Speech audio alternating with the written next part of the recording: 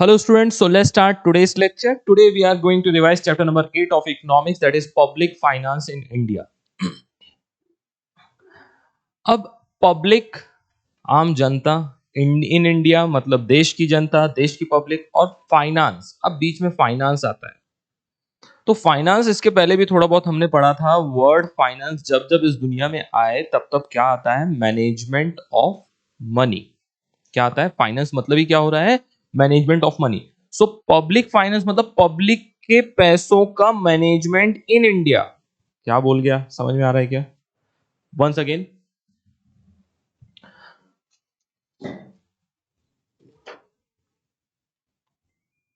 एक बार और प्रोसेस करिए। पब्लिक फाइनेंस, जितना बोल रहा हूं फाइनेंस का मतलब ध्यान, पब्लिक सबको समझ में आता है, इन इंडिया भी समझ में आता है। पब्लिक फाइनेंस मतलब management of money, public management of money, तो money management, public money management in India. Public का जो पैसा है जो गवर्नमेंट के पास आया है उसका मैनेजमेंट करने को ही अपन क्या बोलते हैं? Public finance in India. काफी कुछ इससे आप पहले क्लियर करो। तो जितना भी आप अंदर कंटेंट पढ़ेंगे, तो जो भी आपका पैसा, हमारा पैसा, जो भी भारत सरकार के पास जा रहा है, इन इंडिया लिखा है ना, तो कंट्री के जो टैक्स रेवेन्यू डिपार्टमेंट या कि टैक्स के अलावा भी जितने भी रेवेन्यू आते हैं, जैसे वो टैक्स नहीं है जो आप सिग्नल जंप करते हो ना, वर्ड सोफिस्टिकेटेड वर्ड में बोलते हैं, तो ओके।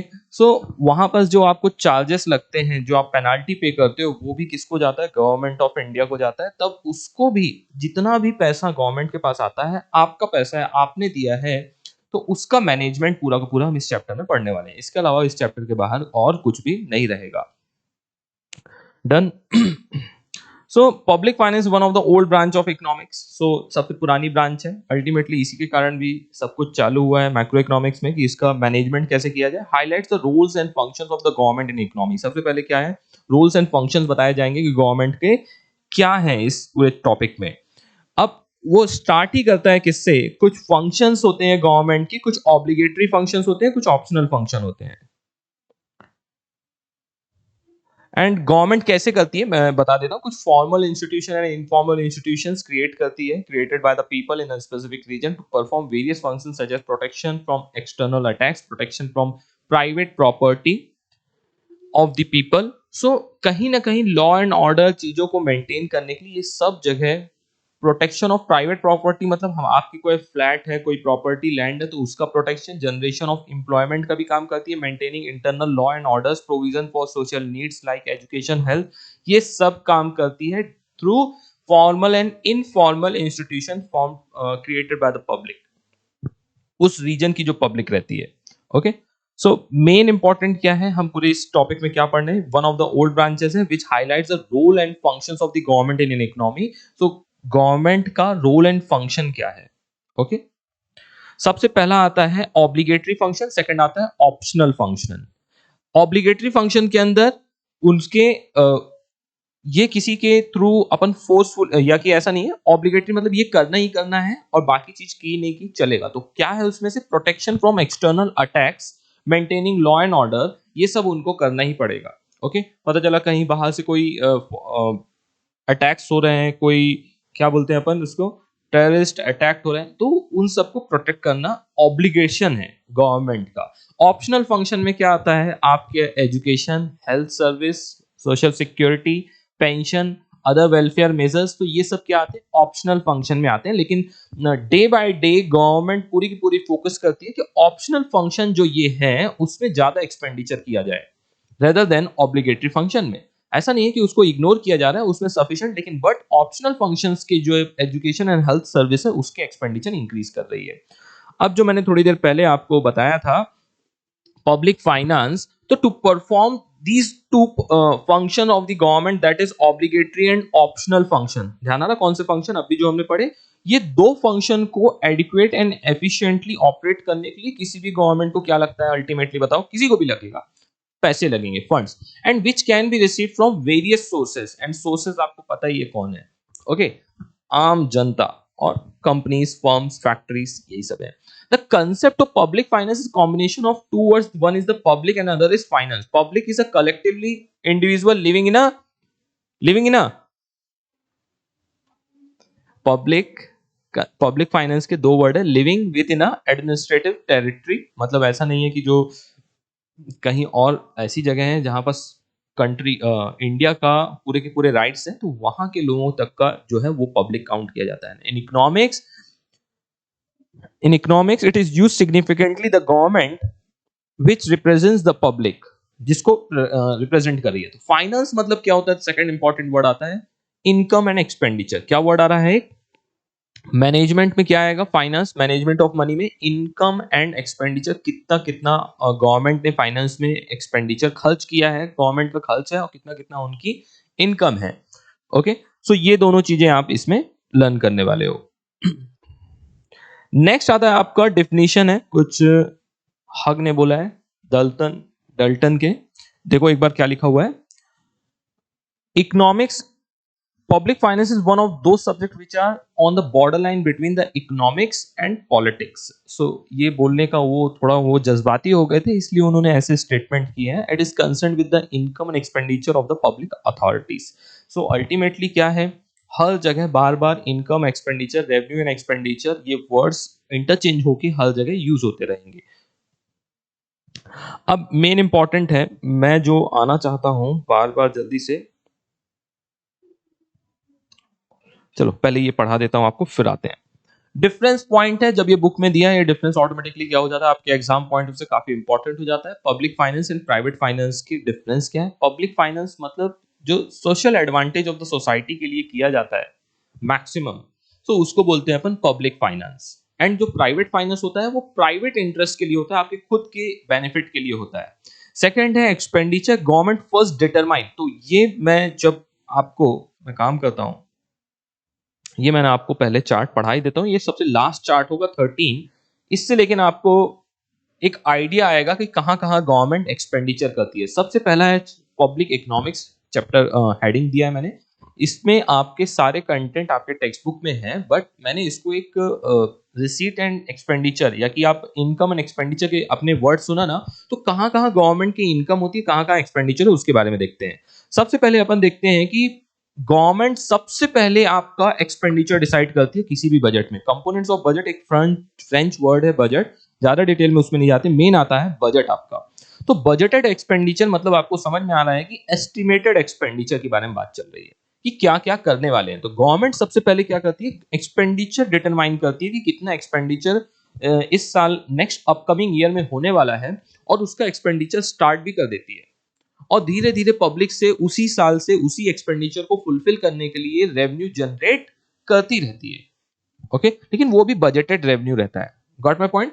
सो सबसे पहले डिसाइड क्या होता है, मेन इंपॉर्टेंट थिंग, एक्सपेंडिचर कितना करना है किसी भी बजट में, and as per those expenditure budget of that expenditure जो डिसाइड हो गया है, उसी के बेस पे ही रेवेन्यू का बजट डिसाइड किया जाता है। रेवेन्यू का बजट डिसाइड किया जाता है कि कितना हमको रेवेन्यू जनरेट करना पड़ेगा। सबसे पहले आता है आपका budgeted expenditure. Estimated expenditure first line में लिख दिया हूं, estimated expenditure of government during a given physical year, जिस पर्टिकुलर पीरियड के लिए वो कर रहे हैं उसी पीरियड के लिए क्या एस्टिमेटेड एक्सपेंडिचर है। उसके अंदर 4 टाइप के वो एक्सपेंडिचर करते हैं। One is the planned expenditure या plan expenditure, various programmes like irrigation, transport facility, इस टाइप की जो चीजें रहती हैं उसमें प्लान्ड एक्सपेंडिचर में आता है। Non plan expenditure out of the scope of government plans, natural calamities, earthquake, tsunami, ये सब ऐसा कुछ फ्लड्स ऐसे कुछ आ गए तो नॉन प्लान एक्सपेंडिचर के अंदर आ जाएगा। डेवलपमेंट एक्सपेंडिचर के अंदर क्या आएगा, इकोनॉमिक एंड सोशल डेवलपमेंट आएगा, हेल्थ, एजुकेशन, इंडस्ट्री, ये सब वो डेवलप कर रहे हैं तो development expenditure. Non development expenditure मतलब आएंगे कौन से आपके, फिर से जहां पास कुछ भी ट्रैफिक पुलिस वाला, judiciary, law and order maintain करने वाला कुछ भी मैन्युफैक्चर नहीं कर रहा है, these are the essential services to maintain all the law and order. Got my point. So ये कुछ plan, non plan, development, non development expenditure होते हैं। इसके अंदर 2 टाइप के एक्सपेंडिचर होंगे, एक रेवेन्यू एक्सपेंडिचर और कैपिटल एक्सपेंडिचर। रेवेन्यू या कि रेकरिंग वर्ड से आपको ध्यान आ रहा होगा, जो डे टू डे लाइफ में एक्सपेंडिचर करते हैं। रेवेन्यू, आप अकाउंट से कुछ वर्ड्स को रिकलेक्ट करिए, क्या वहां पास वर्ड यूज किया जाता था, रेवेन्यू एक्सपेंडिचर। तो जो आपके डे टू डे लाइफ में एक्सपेंडिचर गवर्नमेंट के होते रहते हैं, रेगुलर इंटरवल में, रेगुलरली होते रहते हैं, मंथली होते रहते हैं, तो उनको अपन रेवेन्यू एक्सपेंडिचर बोलते हैं। कैपिटल एक्सपेंडिचर से कोई ना कोई कैपिटल एसेट्स क्रिएट होती है, ओके, धीरे से देखते जाते हैं, अभी रेवेन्यू एक्सपेंडिचर में आओ। Expenses which neither creates any assets nor the reduction in any liability of a government. Expenses met out of revenue receipt is called as revenue expenditure. मतलब जो भी revenue expenditure किया जाएगा तो receipt भी कहाँ से होनी चाहिए? revenue nature की, मतलब धीरे धीरे आती रहती है जहाँ से। हम देखने वाले हैं कि revenue receipt क्या रहती है, बट ध्यान रखिएगा revenue receipt से ही हम revenue expenditure को met करते हैं। ओके, क्योंकि रेवेन्यू रिसीट जैसे जैसे धीरे धीरे आती रहती है वैसे वैसे रेवेन्यू एक्सपेंडिचर भी धीरे धीरे जाता रहता है, दोनों मैच कर जाता है और एक्सपेंडिचर हमारे चलते रहते हैं। अब इसके अंदर कौन से आते हैं? General services, social community and services, expenditure on economic services and grants वगैरह जो देने में रहते हैं, ये सब चीजों में इनके एक्सपेंडिचर चलते हैं। अब लेकिन कैपिटल एक्सपेंडिचर कौन से एक्सपेंडिचर रहते हैं?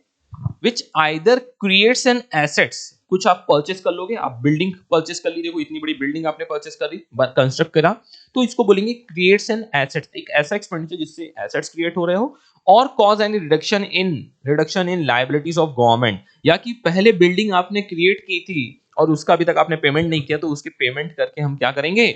उसका लायबिलिटी को रिड्यूस करेंगे। तो आइदर क्रिएट्स एन एसेट्स और reduction in the liabilities of the government. और ये एक्सपेंसेस किससे मैट होगा? मेरे सब समझदार स्टूडेंट को पता है कि कैपिटल एक्सपेंडिचर कैपिटल रिसीट से ही सिर्फ एक्सपेंडिचर मैट किया जाएगा। जब बड़ा पैसा आएगा तो जब जाके बड़ा पैसा अमाउंट आप ट्रांसफर कर पाओगे ना, दोनों एक दूसरे के लिए। एक्सपेंडिचर कैसे कैसे टाइप के इसके अंदर आएंगे आपके? Expenditure on land and building, expenditure on machinery and investment, investment in shares, government grants, loan granted by the central government to the state government, loans to the corporation and other parties. So जो भी हो रहा है, कोई ना कोई assets create होने की चीजें लिखी हुई हैं। तो ये दो तरीके हैं जिससे आपका क्या होता है? Budget expenditure. बजट एक्सपेंडिचर के अंदर ये चार टाइप के बजट होते हैं: plan, non plan, development, non development. उसके अंदर मेन आपके बजट एक्सपेंडिचर के revenue nature and capital nature के रहते हैं। अब आते हैं हमारे क्या? Budget receipt. ये सारे एक्सपेंडिचर को मेट करने के लिए हमारी रिसीट कहां कहां से रहती है? Estimated money receipts bye the government from all the sources during a physical year. जहां जहां से पैसे आएंगे, हर जगह से कहां कहां से पैसे आते हैं देखते हैं। सबसे पहले आता है रेवेन्यू रिसीट। रिसीट्स, ऐसी receipts neither creates any liability nor cause any reduction in the assets of the government. ये लिखने का भाई रीजन, आप अकाउंट्स के स्टूडेंट हो, आपको आप समझना चाहिए कि कोई भी पैसा आ रहा है, जब हम टैक्स गवर्नमेंट को फॉर एग्जांपल पे करते हैं, तो गवर्नमेंट बोलती है वाह, अब मेरे यहाँ हम गवर्नमेंट कुछ देती है क्या आपको कि वहां से उसके पास से कुछ चला जाएगा? नहीं देती है। क्या गवर्नमेंट को वो पैसा जो टैक्स लिया क्या वो रिटर्न करना है? नहीं करना है, तो लाइबिलिटी भी नहीं, ना तो वो एनी एसेट्स क्रिएट होती है ना तो लाइबिलिटी। सो कुछ भी इंपैक्ट एसेट्स एंड लाइबिलिटीज में नहीं होता रेवेन्यू रिसीट्स का। तो जो रेकरिंग इन नेचर, देखो नीचे लिख दिया, they are regular and recurring in nature, बहुत ज्यादा इंपॉर्टेंट है। जिनके पास चार्ट है, चार्ट रेफर कर लें लास्ट पेज में, मैंने इसलिए अलग से दिया बिकॉज इसका थोड़ा सा टेक्स्ट बुक के फ्लो से अलग है। नेक्स्ट ये समझने में लेकिन आपको बहुत हेल्प करेगा। रेवेन्यू रिसीट कहां कहां से आती है? Tax and non tax regularly आती रहती है। टैक्स मतलब वो टैक्स होता है जो एक sum of receipts from direct taxes and other duties levied by the government, जो लेवी करती है। एक होता है डायरेक्ट और दूसरा होता है इनडायरेक्ट। डायरेक्ट टैक्स में आपका मेन आ जाता है income tax and corporate tax, property tax. But indirect tax कौन सा हो जाता है आपका? Mainly GST, excise duty, custom duty, ये सारे आपके इनडायरेक्ट टैक्स हो जाते हैं। डायरेक्ट जो डायरेक्टली टैक्स पेयर किसी पर्सन से ही डायरेक्टली रिकवर किया जाए, लिया जाए, उसको बोलते हैं डायरेक्ट। और इनडायरेक्ट मतलब हमने जब शॉपकीपर से कुछ गुड्स परचेस करते हैं तो तब हम उसको प्रोडक्ट और टैक्स किसको देते हैं? गवर्नमेंट को नहीं देते हैं, उस वक्त हम किसको देते हैं? शॉपकीपर को। और शॉपकीपर हमारे बिहाफ पे किसको पे करता है? गवर्नमेंट को। इसलिए इसको इनडायरेक्ट टैक्स बोला जाता है। तो यही दो टैक्स, एक टैक्स आता है रेवेन्यू रिसीट में, एक नॉन टैक्स आते हैं। नॉन टैक्स मतलब receipt from government from all other sources other than those tax receipt. और भी तरीके से पैसे आते हैं, ये बहुत ही मजेदार है, आप इसको सुनते जाइए। सबसे पहले गवर्नमेंट बहुत सारे इन्वेस्टमेंट्स करती है, तो उससे उनको इंटरेस्ट और डिविडेंड आता है उन इन्वेस्टमेंट से।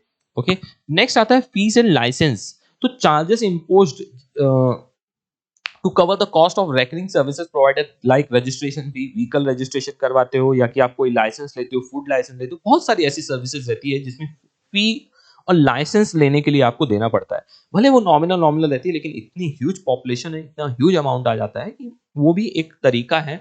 सिर्फ जैसे स्पेक्ट्रम लाइसेंस है तो वो भी लाइसेंस के अंदर ही आ जाएगा। ओके, सो बहुत सारे टाइप के लाइसेंस है, डिफरेंट डिफरेंट वैसे वैसे आते रहते हैं। Fines and penalties, may be वो फीस एंड लाइसेंस आपका कैपिटल रिसीट नेचर का भी हो सकता है, लेकिन बस मैं normal main court fee, registration, vehicle registration, उनके बारे में बात कर रहा हूँ। नेक्स्ट आता है फाइन्स एंड पेनाल्टीज, जो आप लॉ एंड ऑर्डर मेंटेन करने के लिए डिफॉल्टर्स के ऊपर लगाया जाता है। फाइनिंग ऑन जंपिंग और सिग्नल, तो उसके केस में जो भी पैसे रिकवर होते हैं, जैसे आप ड्रग्स, चरस, गांजा, कोकीन ऐसे टाइप के भी लेते हुए पकड़े जाते हैं कुछ लोग, तो उनके ऊपर penalty as well as jail वगैरह जो करते हैं वो अलग करते हैं। तो ये टाइप भी पेनाल्टीज वगैरह बहुत ज़्यादा होती हैं, अलग अलग टाइप से हर जगह रहती है पेनाल्टीज। सो वो रिकवर की जाती है, तो वहां से भी आता है।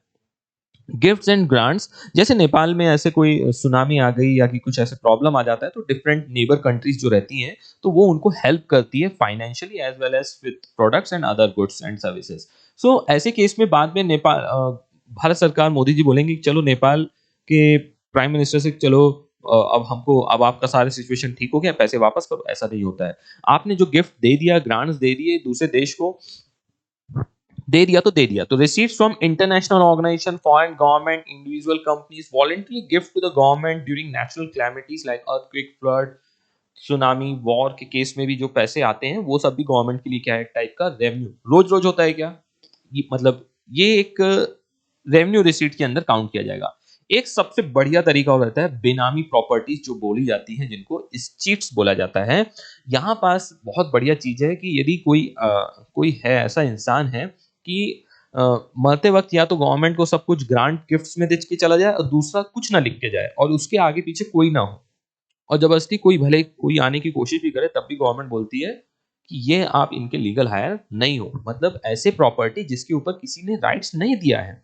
So claim of the property of a person who dies without leaving behind a legal hire or a will। कोई लीगल हायर भी नहीं है और विल भी नहीं है। विल में लिख दिया कि मेरे पड़ोसी को सब दे दो, तो विल भी नहीं है और लीगल हायर भी नहीं है, तो उसकी सारी प्रॉपर्टी किसकी हो जाती है? सबसे बढ़िया है ना। तो ध्यान रखना थोड़ा सा। सो ये एक आता है कहां पास, मैं एक बार ओवरव्यू दिखा देता हूं। रेवेन्यू रिसीट्स के अंदर आता है, मैंने कलरिंग अलग से की हुई है रेवेन्यू रिसीट्स की। अब कैपिटल रिसीट्स के अंदर कौन कौन से आएंगे? जैसे ही कैपिटल नेचर आया, पैसे आ रहे हैं, या तो लाइबिलिटी क्रिएट होगी, आप लोन लोगे, आपके पास पैसे आए ना, बड़े पैसे आए, या तो आपकी लाइबिलिटी क्रिएट होगी, और या तो आप अपनी कोई चीजों को बेच दोगे। ये बिल्डिंग थी ना, मैंने इसको बेच दी, पैसे आएंगे। वो कौन से पैसे आएंगे? कैपिटल नेचर की एसेट सेल की, तो कैपिटल रिसीट आएगा मेरे को। जिसको समझ में आ रहा है आराम से अच्छे से सुनो। हाँ, तो receipts either creates a liability, liability कब क्रिएट होगी? आपने ह्यूज लोन ले लिया, और reduction in the assets of the government, तो वो कम हो गया। तो बोरोइंग्स, इसके अलावा और कौन सा होता है? बोरोइंग्स, आपने कुछ लोन लिया है, रिकवरी ऑफ लोन, लोन दिया था तो उसको आप रिकवर कर लिया है, या कि अदर रिसीट्स कैसे होती है? स्मॉल सेविंग, जैसे पोस्ट ऑफिस में छोटे छोटे छोटे छोटे छोटे छोटे बहुत सारे फंड्स जब जमा हो जाते हैं, सभी पोस्ट ऑफिस का इंक्लूड कर लेंगे, तो वहां से एक बड़ा अमाउंट बनता है। एंड एक होता है डिसइन्वेस्टमेंट या डाइवेस्टमेंट करके भी एक कंसेप्ट होता है। और disinvestment, act of selling shares of a selected public undertaking, sector undertaking held by government. Government के पास, जैसे आपको इंडियन ऑयल कॉर्पोरेशन, आपको दुनिया भर की ऑर्गेनाइज कंपनी है जो गवर्नमेंट के पास है, गवर्नमेंट ओन्ड है। जैसे आप सुनते आ रहे हो, बीएसएनएल को बेच देंगे, एमटीएनएल को बेच देंगे, रेलवे को अपन प्राइवेट सेक्टर के पास दे देंगे। तो ये जो वर्ड्स हैं, तो जहां पास से ऐसे कोई शेयर्स है जो बेचने से, उन सेक्टर को बेचने से जो पैसा आता है, उसको भी अपन क्या बोल देंगे? Capital receipt. सो ये आपने ओवरव्यू देखा कि कहां कहां से गवर्नमेंट को एक्सपेंडिचर करना पड़ता है, और कहां कहां से गवर्नमेंट को रेवेन्यू जनरेट होता है। ओके, अब इसके अंदर 3 बजट होते हैं जो मैं यहीं पास कवर कर देता हूं। जब भी गवर्नमेंट इस टाइप के एक्सपेंडिचर करती है, तो एक होता है बैलेंस बजट, जिसमें जितना भी एक्सपेंडिचर और जितना रिसीट रहता है, दोनों इक्वल रहता है, which is quite impossible. But एक होता है सरप्लस बजट। सरप्लस बजट के अंदर कौन से आ जाते हैं? आपके एस्टिमेटेड एस्टिमेटेड गवर्नमेंट रिसीट्स जो रहती है। सरप्लस मतलब नाम से समझ में आ रहा है कि रिसीट्स ज्यादा है, और आपके एक्सपेंडिचर, एंटिसिपेटेड गवर्नमेंट के एक्सपेंडिचर क्या है? कम है। ये बच्चा, ये होने के बाद की बात नहीं की जाती, ये होने से पहले ही ये सब चीज का स्टेटस रहता है कि कौन सा बजट कंट्री फॉलो करती है। एक नेक्स्ट आता है डेफिसिट बजट, जो हमारा देश फॉलो करता है, हर डेवलपिंग कंट्री फॉलो करती है, जहां पास गवर्नमेंट की रिसीट्स क्या रहेगी? कम रहेगी। एस्टिमेटेड वर्ड में ध्यान दो, estimated government receipts are less than the anticipated government expenditure. तो ये नेचुरल है, जब भी बजट पेश किया जाता है पार्लियामेंट के अंदर, उस वक्त हमारी रिसीट्स का जो एस्टिमेशन है वो कम ही दिया जाता है, और एक्सपेंडिचर का जो एस्टिमेशन है वो ज्यादा ही दिया जाता है ऑन पेपर से। ऐसा नहीं है कि दिया था लेकिन कुछ नेचुरल क्लैमिटीज या कि कुछ प्रॉब्लम आ गया, या कि सडन कुछ एक्सपेंडिचर कर दिया, इसलिए हमारे एक्सपेंडिचर बढ़ गए, नहीं। And on paper he receipts क्या रहती है? कम रहती है, और एस्टिमेटेड एक्सपेंडिचर क्या रहते हैं? ज्यादा रहते हैं। उसी को बोलते हैं डेफिसिट बजट। इसी तरह बना जाता है।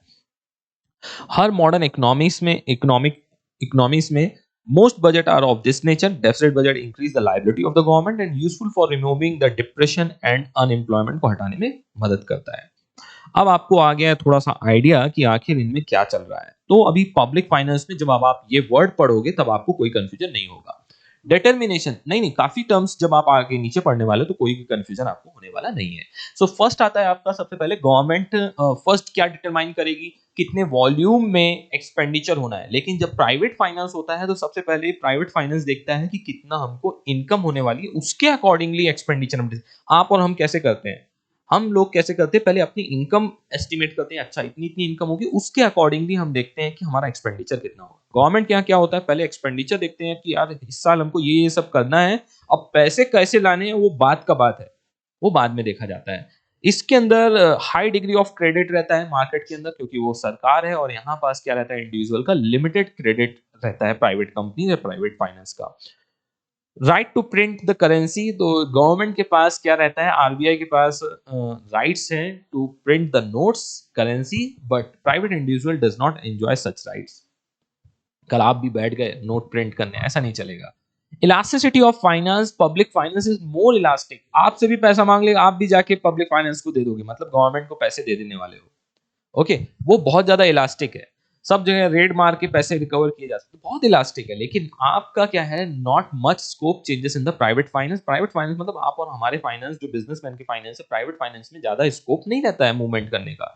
जितनी हमारी कैपेबिलिटी रहती है, जितने हमारे पास एसेट्स रहते हैं, उसी को बेच के आप फाइनेंस या फंड्स को इधर उधर मैनेज कर सकते हो, इससे ज्यादा नहीं। इफेक्ट्स ऑन द इकोनॉमी, इसका ट्रेमेंडस इंपैक्ट होता है इकोनॉमी में, बिकॉज ये होल पब्लिक फाइनेंस है, कंट्री का फाइनेंस है, और उसके अकॉर्डिंगली जितना ज्यादा एक्सपेंडिचर गवर्नमेंट करती है वो भी जीडीपी के अंदर काउंट होता है। आपने रिसेंटली पढ़ा है, right, do you all remember? So but marginal effect on national, word marginal, marginal मतलब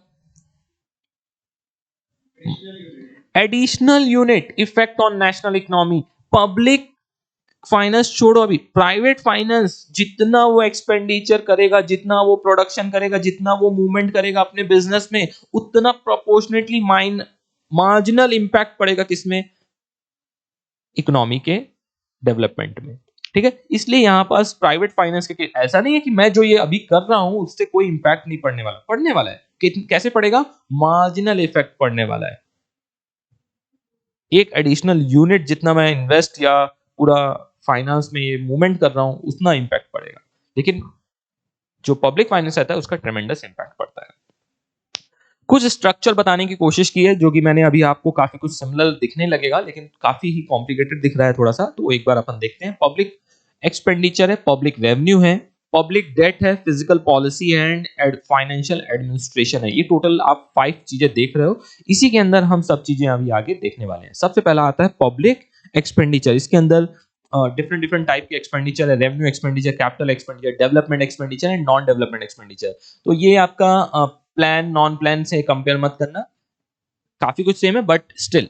तो revenue, capital, development and non development expenditure. फिर पब्लिक रेवेन्यू के अंदर टैक्स, नॉन टैक्स, टैक्स के अंदर direct tax and indirect tax, और non tax के अंदर आपको ध्यान आ रहा है जो हमने देखा था, fees, penalties, investments, gift, grants, special levy, borrowings. तो ये सब किस में आ जाता है, आपका नॉन टैक्स में आ जाता है।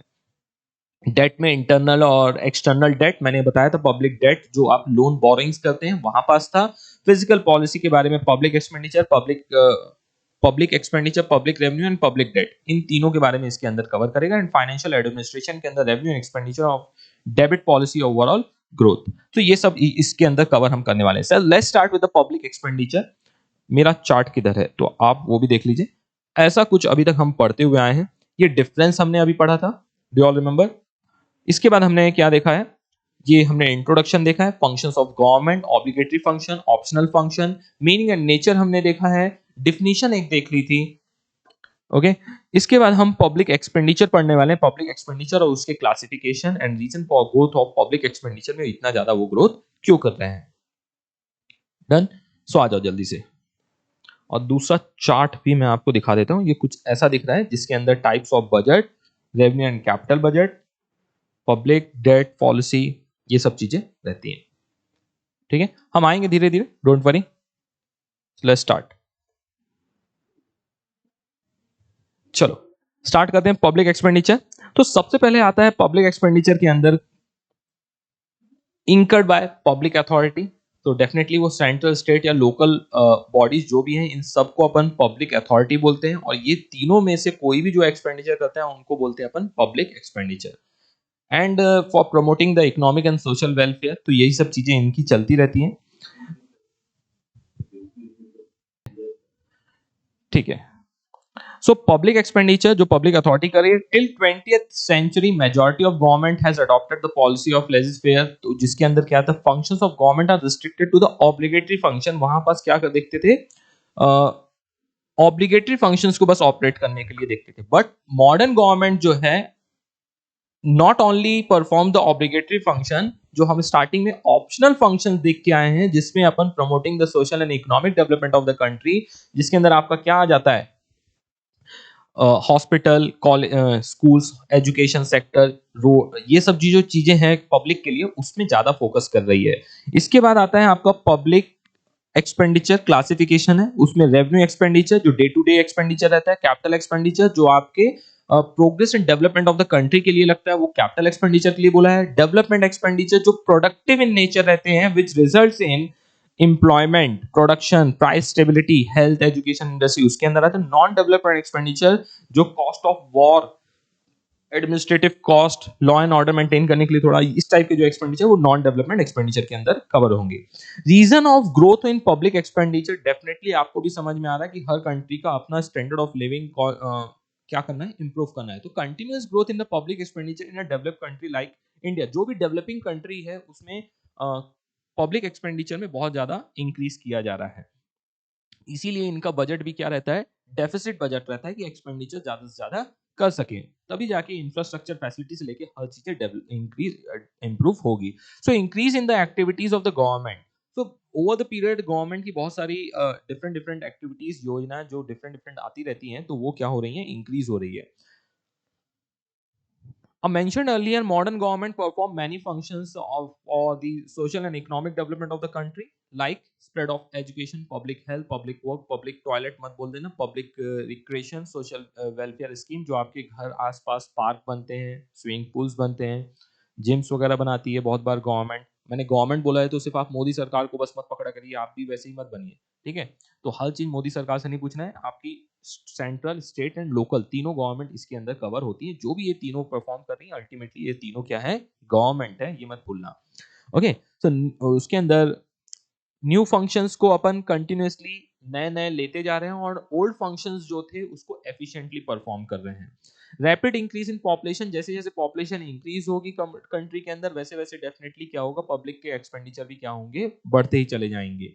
ग्रोइंग अर्बनाइजेशन, एक ग्रोइंग अर्बनाइजेशन का मतलब क्या हो रहा है, ग्लोबल फिनोमिना आज के डेट में हो चुका है क्या, कि this leads to increase in the government expenditure on water supply, road, energy, school, college, public transport. जैसे आप भी देख रहे हैं ओवर द पीरियड, जैसे रूरल एरिया से सब लोग मूव करके, या कि अर्बन अर्बन एरिया कुछ ज्यादा ही तेजी से एक्सपांड कर रहे हैं। आपका गांव वैसे का वैसा ही है, लेकिन आज भी जो अर्बन एरियाज हैं वहां पर बहुत क्या हो रहे हैं, डेवलपमेंट कुछ ज्यादा स्पीड से हो रहा है। नेक्स्ट आता है increase in defence expenditure. Over the period जैसे भी प्रॉब्लम होती जा रही है, और आपके इंटरनेशनल जैसे रिलेशनशिप हैं, उसके अकॉर्डिंगली डिफेंस के भी एक्सपेंडिचर क्या हो रहे हैं, इंक्रीज हो रहे हैं। Spread of democracy, so majority countries क्या रहती है वर्ल्ड में, डेमोक्रेटिक इन नेचर है, और जिसके कारण क्या हो रहा है, डेमोक्रेसी के कारण गवर्नमेंट क्या रहती है, जितनी ज्यादा एक्सपेंडिचर करेगी due to the regular election, यदि आप अच्छे से एक्सपेंडिचर, अच्छे से पब्लिक फैसिलिटीज नहीं दोगे, या कि अच्छा नहीं परफॉर्म करोगे, तो क्या करेगी,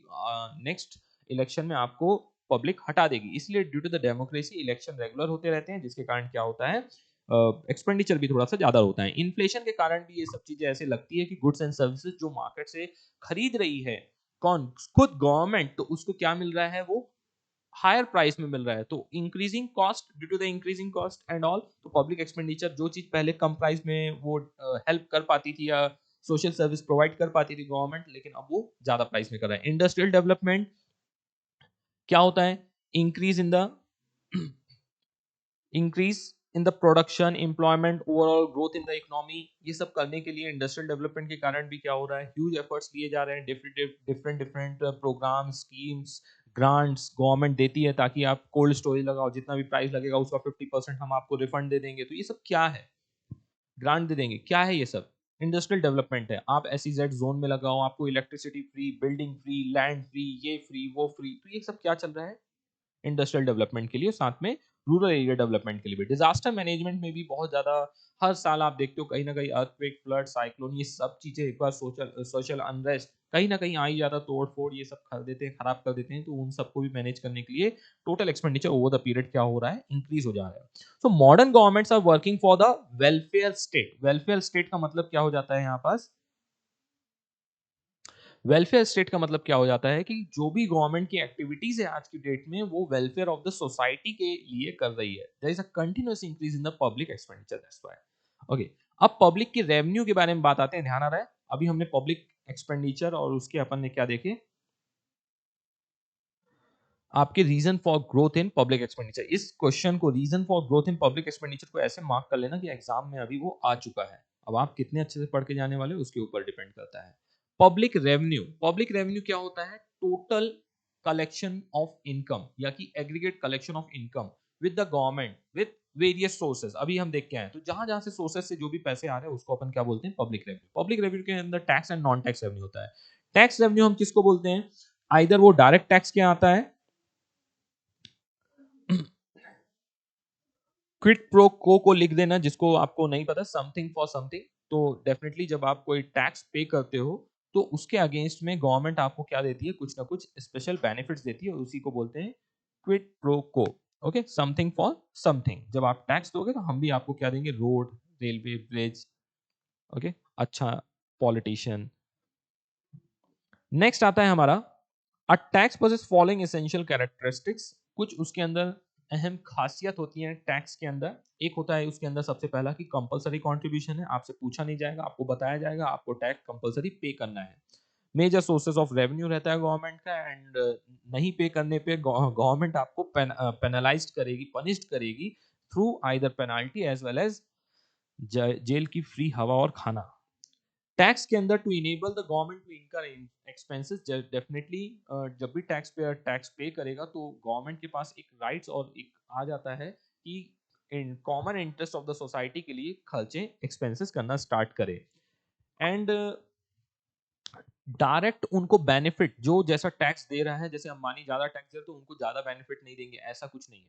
सो जो जैसा भी टैक्स पे कर रहा है, प्रपोर्शनेट बेनिफिट और सर्विसेज प्रोवाइड गवर्नमेंट नहीं करती है। इसने ज्यादा टैक्स दिया है, इसको ज्यादा अच्छी सर्विस देंगे, इसने कम टैक्स पे किया, इसको नहीं देंगे, ऐसा नहीं है। अपन ने ऊपर देखा गवर्नमेंट क्या प्रोवाइड करती है? Common interest of the society के लिए ही सारा वो एक्सपेंडिचर करती है। And tax imposed on income, property and commodities and services. तो डिफरेंट डिफरेंट टाइप्स के गवर्नमेंट क्या करती है? टैक्सेस अप्लाई करती है। नेक्स्ट आता है आपका टाइप्स ऑफ टैक्सेस के अंदर डायरेक्ट टैक्सेस, जो भी आपके टैक्स पेयर अपनी इनकम एंड प्रॉपर्टी के ऊपर जो डायरेक्टली टैक्स पे करता है, डायरेक्टली उसके ऊपर लेवी किया जाता है, उसको अपन बोलते हैं डायरेक्ट टैक्स। उसके अंदर personal income tax and wealth tax straight आ जाता है। नेक्स्ट आता है जो property tax, wealth tax abolish हो चुका है, डोंट वरी, तब भी आप क्या बोल सकते हो उसको? अपन प्रॉपर्टी टैक्स। नेक्स्ट आता है आपके ऊपर इनडायरेक्ट टैक्स। इनडायरेक्ट टैक्स मतलब जो गुड्स एंड सर्विसेज के ऊपर लेवी होता है, production of, it is paid at the time of production or sale of purchase of commodity or services.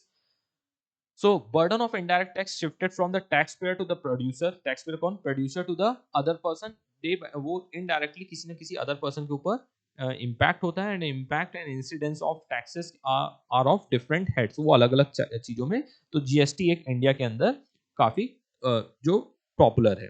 Non tax revenue के अंदर आपने भी देखा है गवर्नमेंट के पास टैक्स के अलावा नॉन टैक्स रेवेन्यू भी बहुत ज्यादा आता है, received by the government administration, public enterprises, gifts, grants, there are so many. So उसी को उसने पैराग्राफ में लिखा है, उसी के बाद उसने उसको किस में लिखा है?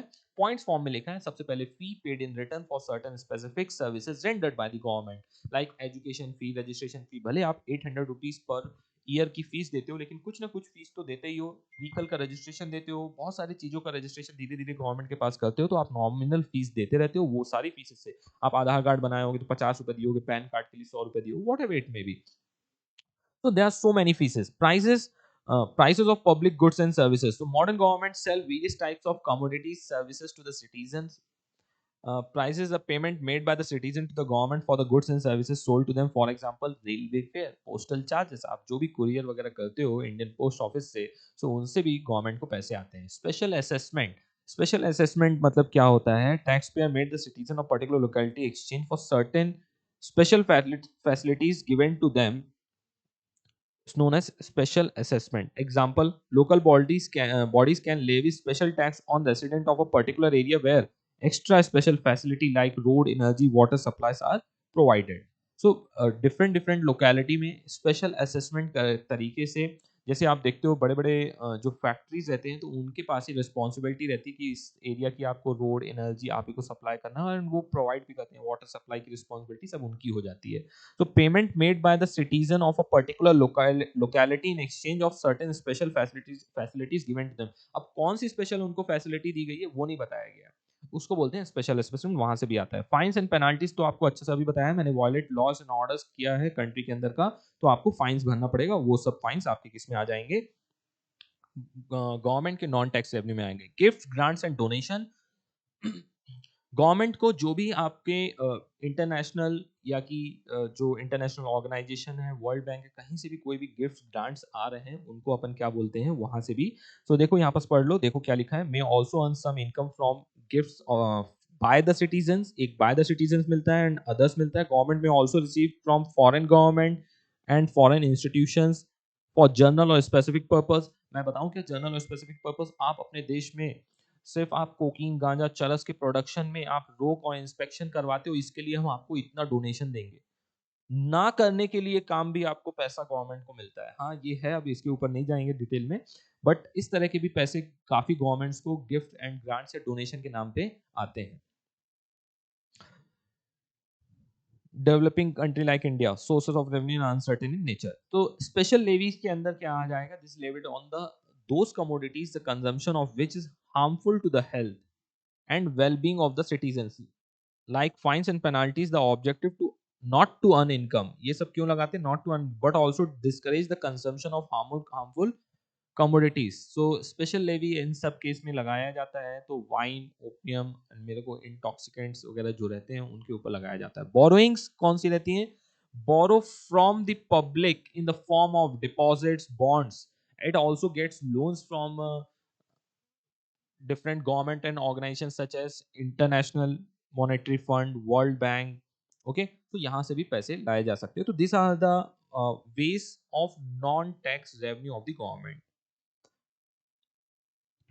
नेक्स्ट आता है हमारा पब्लिक डेट। पब्लिक डेट के अंदर specifically like private individual, government also need to raise loans. Government also need to raise loans। Most of the activity of any government, because the government expenditure generally exceeds the government revenue, क्या होता है वहां पास? Generally deficit expenditure रहता है। क्या है? Deficit budget रहता है। जो लिखना चाहता है उसका मतलब क्या है? डेफिसिट बजट रहता है, जिसके कारण क्या रहता है? गवर्नमेंट को लोन लेना पड़ता है। Public debt policy of the government plays an important role in public finance. तो पब्लिक डेट पॉलिसी जो रहती है, कितना कहाँ इंटरनल डेट, कितना एक्सटर्नल डेट लेना है, वो बहुत ज़्यादा पब्लिक फाइनेंस में हेल्प करता है। इंटरनल डेट्स जो कि ऐसे बोरोइंग्स जो कि विद इन अ कंट्री किए जाएं, with in its citizen, it's bank, it's central bank, it's financial institution, खुद के इट्स बिजनेस हाउसेस, उनसे जो लोन लिए जाते हैं उनको internal debt within a country, it is known as internal debt. External debt from foreign government, foreign bank, foreign institution, international organization, international monetary fund, world bank, इनको बोलते हैं external debt। as simple। Okay ध्यान रखिएगा इन सब चीजों को। Next आता है फिजिकल पॉलिसी के बारे में। देखो बड़े डिटेल में अच्छे से देखो क्या लिखा हुआ है।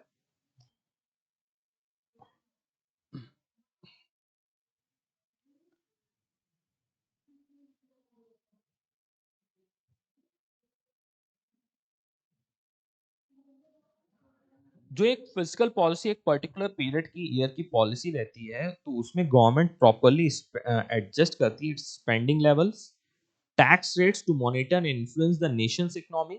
It deals with public expenditure में डील करती है, public revenue में, public debt में। In short, it is a financial physical policy ही क्या होती है? Financial policy implemented by the government। जो रहती है physical policy वो ultimately क्या रहती है आपकी?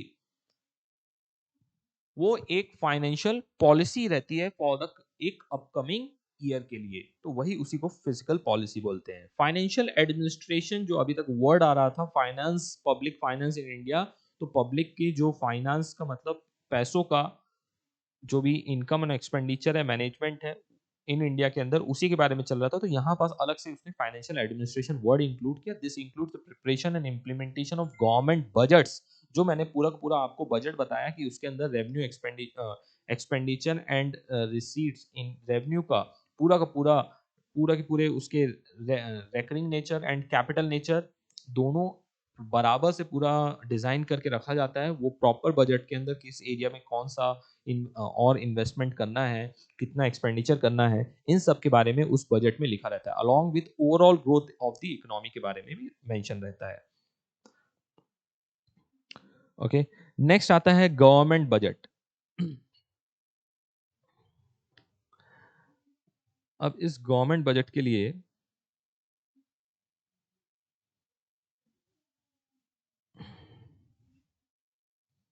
मैं कुछ चीजें आपको थोड़ा सा और इंटरेस्टिंग चीजें बताना पसंद करूंगा, वो उसके अंदर सब कवर हो जाएगा।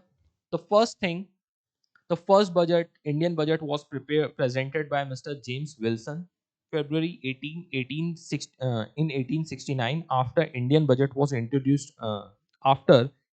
was introduced on April 7, 1860 by the East India Company.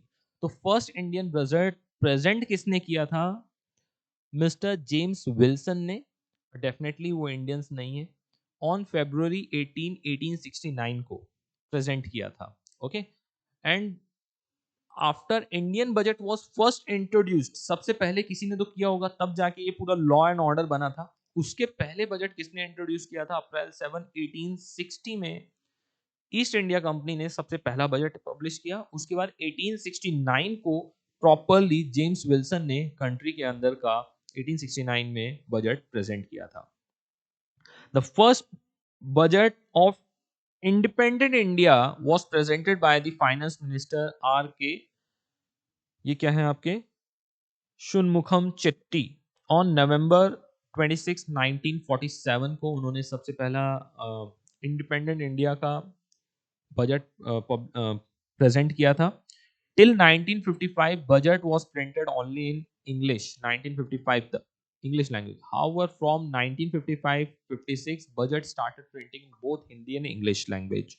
In British era, budget was used to be presented at 5 p.m. Logic behind the same कि सब लोग अपने काम से छुट्टी लेके आके शाम को रेडियो में बजट अच्छे से सुन लें कि आपकी कितनी लगने वाली है आने वाले सालों में, ऐसा ब्रिटिश एरा में बोलते हैं। And this practice was discontinued in the year 2001 by presenting the budget at 11 AM. Okay, ये सब जानना कुछ ज्यादा ही जरूरी था आपके लिए, इसलिए मैंने यहाँ पास रखा है। Until 2017, recent की बात है, Modi ji, the ritual was to present the budget on the last working day of February. सबसे लास्ट 28 और 29 ऑफ फरवरी को प्रेजेंट किया जाता था। And from last 2 years budget is now 3 years बोल सकते हो, budget is now presented 3 to 4 years, but it is not presented on the first day of the February, first working day of February, मतलब first Sunday आ गया तो working day क्या हो जाएगा? 2 February. Got my word, first working day बोला है, Sunday आ गया तो नेक्स्ट डे कर दिया जाएगा। सो Mr. K.C. Nigoi and Mr. H.N. Bhaguna were only the two finance minister who did not present any budget. एक ऐसे finance minister, ये दो finance minister जिन्होंने एक भी budget present नहीं किया due to either death और उनका resignation or health issues. The record of presenting maximum number of budget is held with Miss Shri Moralji Desai for presenting 10 budgets. आप समझ सकते हो इनकी भावनाओं को, पिछले 40 सालों से इन्होंने वही बजट को बोला होगा। 10 बजट ऐसा नहीं होता है, तब भी स्टिल ऑलमोस्ट 40 ईयर्स। ओके, क्योंकि 4 से 5 साल का आपका एक टर्म चलता रहता है। For the first time in 92 years union budget of 2017 merged with union budget with the rail budget which was usually presented separately. तो आपको ध्यान होगा कि लालू प्रसाद यादव अलग से उसके लिए बजट लेके आया करते थे एंड ऑल, उसके बारे में बताया करते, ध्यान आ रहा है। लेकिन 2017 से जो आपका यूनियन बजट है एंड रेल बजट है, दोनों को एक साथ प्रेजेंट किया गया है। डन। मैं चाहता था इसके बारे में आप थोड़ा बहुत, अब ऐसे बताने को consolidate fund, annual financial statement, बहुत कुछ चीजें हैं, लेकिन स्टिल अपने आप को संभालते हुए, आपको संभालते हुए, और एक इम्पॉर्टेंट है, the word budget is derived from French word bourgeoisie, which means a wallet containing financial proposal, and these financial proposals are in the form of government expenditure and revenue. And इसके ऊपर article 112 of the constitution of India has a provision for the annual financial statement and all, ये सब चीजें लिखी हैं, मैंने इसको काफी डिटेल में ऑलरेडी आपके सामने रख दिया है। ओके, नेक्स्ट आता है आपका, इसके अंदर होता है revenue budget and capital budget. आपको ऑलरेडी पढ़ा है, still capital budget provisions are divided into two, central budget is provisions are divided into two, one is the revenue budget and second is capital budget। revenue budget बता दो क्या हो जाएगा, it consists of revenue receipts and revenue expenditure of the government। revenue receipts are divided into tax, non-tax revenue, and revenue expenditure comprises of interest paid of the government, borrowing, subsidies, grants, streets। ध्यान आ रहा है?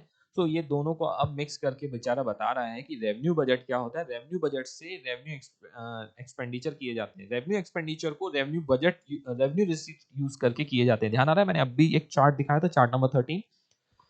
इसी तरह capital budget, मेरे smart student बता दें कि capital budget के अंदर क्या होगा, जो भी कैपिटल एक्सपेंडिचर होंगे वो कहां से मेट किए जाएंगे, कैपिटल रिसीट से। अब आपको एक ओवरव्यू रहेगा कि कैपिटल रिसीट्स क्या होती है। The capital budget consist of capital receipts and capital payment. Capital receipts are the government loans raised from the public, RBI, disinvestment या डाइवेस्टमेंट। मैंने बोला था ना, डिसइन्वेस्टमेंट और डाइवेस्टमेंट एक दोनों सेम टर्म्स में चलते हैं और दोनों की मीनिंग सेम ही है, कि एक ऐसा सेक्टर जो गवर्नमेंट को नहीं चाहिए वो अपना बेच देती है। Divestment of equity holding in the public sector enterprises, जिसमें भी उसके राइट्स हैं वो सेल ऑफ कर देती है। Loan receipt from foreign government, other government bodies, state deposit funds, these are the revenues also. Okay, so and payments में क्या क्या आ जाएंगे, उनके बड़े बड़े development project, bullet trains, investment by the government, loans given to the government and government companies, corporation, other parties. Beside it includes the expenditure on social and community development and defense and general services। और types of budget हमने starting में ही देख लिया था, balance budget, surplus budget and deficit budget, आपको already पता है। Okay, और गवर्नमेंट के बहुत सारे बेनिफिट्स हैं बजट के, कि आपको एक आइडिया आता है कि एक्चुअली आप थ्रू आउट द ईयर कितना टैक्स कलेक्ट करने वाले हैं, कितना पब्लिक पर डिस्पोजेबल इनकम है, कितना वो पब्लिक एक्सपेंडिचर कर सकती है, कितना गवर्नमेंट एक्सपेंडिचर कर सकती है। तो ये सब के बारे में उनको काफी अच्छा एक आइडिया मिल जाता है। So this way we have completed the whole chapter. Still wait for few seconds, एक बार हम देखते हैं क्या कि इस चार्ट के अंदर आपके क्या क्या आया है। चैप्टर 8,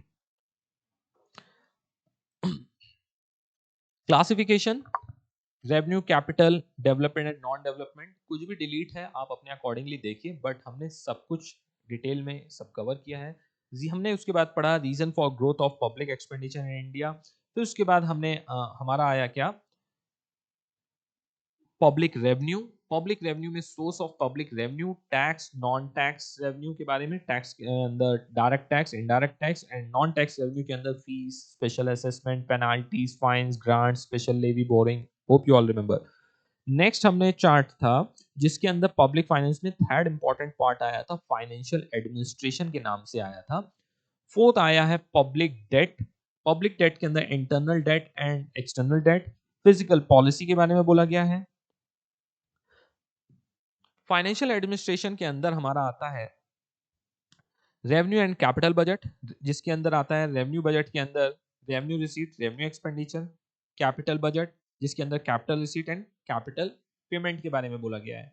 मैंने ऑलरेडी सेग्रीगेट करके चीजें दी गई हैं ताकि आप इनको पैराग्राफ में करके अक्यूमुलेट करके अलग लिख सको। आप चाहो तो इनको अलग अलग लिखोगे तो भी मार्क्स मिलेगा। रीजन क्या है, जो चीज मैंने बोला था कंसिस्ट ऑफ, कैपिटल बजट क्या रहेगा, जिसके अंदर कैपिटल रिसीट और कैपिटल पेमेंट रहेंगे, वही कैपिटल बजट रहेगा। कैपिटल रिसीट क्या होते हैं, कैपिटल बजट क्या होते हैं, कैपिटल पेमेंट क्या होते हैं, वो अलग से लिखा है। रेवेन्यू रिसीट क्या है, रेवेन्यू एक्सपेंडिचर क्या है, ये लिखा हुआ है। ओके, टाइप्स ऑफ बजट के अंदर हमने देखा है balance budget, surplus budget and deficit budget. उसका मैंने ऑलरेडी दे दिया है। बैलेंस क्या होता है, इक्वल रहता है, सरप्लस में रिसीट्स ज़्यादा रहती हैं और डेफिसिट में रिसीट्स कम रहती हैं, एंड उसका इंपॉर्टेंस। सो इस चार्ट से भी आपको एक कंप्लीट ओवरव्यू मिलता है। बहुत ही वास्ट पूरा चैप्टर है, तो आपको ऐसा ना लगे कि कहाँ पास क्या जा रहा है और कौन सी चीज़ किसके अंदर स्पेसिफिकली आपको देखने में क्या होगा, काफ़ी हेल्प हो जाएगी। Done. So this is from my end. So see you all in the next lecture with a new topic. So take care. See you in the next lecture. Take care. Bye bye. Do remember कि next जो chapter number 9 है वो vast है. So I will always suggest to each and everyone कि एक go through लेके आए ताकि अपन उसको काफी कुछ cover कर पाए एक ही session में. So that's it from my end. Thank you so much. Take care. Bye bye.